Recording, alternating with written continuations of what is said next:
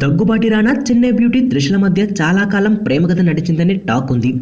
ఈ ఇద్దరూ కలిసి గత 4 ఏళ్లుగా ఎన్నో సీక్రెట్ టూర్లకు వెళ్లారని, ఎన్నోసార్లు పబ్లకి వెళ్లారని, కొన్ని పార్టీల్లో ఒకరి మీద మరొకరు పడుతూ మీడియాకు కూడా చిక్కినట్లు వార్తలు వచ్చాయి. వీళ్ళ క్లోజ్నెస్ చూసిన వారు వీరి ప్రేమ పెళ్లి వరకు వెళ్తుందని అనుకున్నారు. 3 ఏళ్ల పాటు అనుబంధం కొనసాగించాక ఎందుకో తెలియదు కానీ రానా త్రిషలు విడిపోయారు. తరువాత త్రిషకు ప్రముఖ పారిశ్రామికవేత్త వరుణ్ మనియన్తో పెళ్లి కుదరడం, అది బ్రేకప్ అవ్వడం చకచకా జరిగిపోయాయి.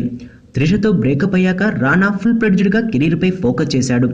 ఈ టైంలో వచ్చిన బాహుబలి మూవీ రానా కెరీర్ను టాప్ గేర్లోకి తీసుకెళ్లిపోయింది. అయితే ఇప్పుడు మళ్ళీ త్రిష రానాలు దగ్గరవుతున్నారంటూ కోలీవుడ్లో టాక్ వినిపిస్తోంది. దీనికి కారణం త్రిష రానా ఇటీవల తరచూ కలుస్తుండడం.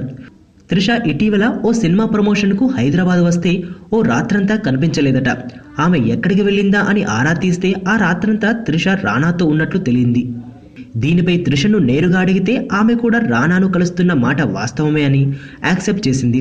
కానీ ఇది లవ్ స్టోరీ మాత్రం కాదని చెప్పడం విశేషం. అందరితో ఉన్నట్లే రానాతో కూడా ఉంటున్నా, మా ఇద్దరి మధ్య ఫ్రెండ్షిప్ తప్ప వేరే రిలేషన్ లేదు. ఈ రిలేషన్ ప్రేమ అనుకోవడం అంతా మీడియా వల్లే జరుగుతోంది. ఇంతకీ నీ పెళ్ళెప్పుడమ్మా అంటే 40 ఏళ్ళు వచ్చిన ప్రియాంక చోప్రా ఎరగదీయడం లేదా? నా పెళ్లికి కంగారేంటి అంటూ చాలా తెలివిగా తప్పించుకుంది త్రిష. అందరూ మనకు అబ్బాయి పుట్టాలని అనుకుంటున్నారు. నీకెవరు పుట్టాలనుంది?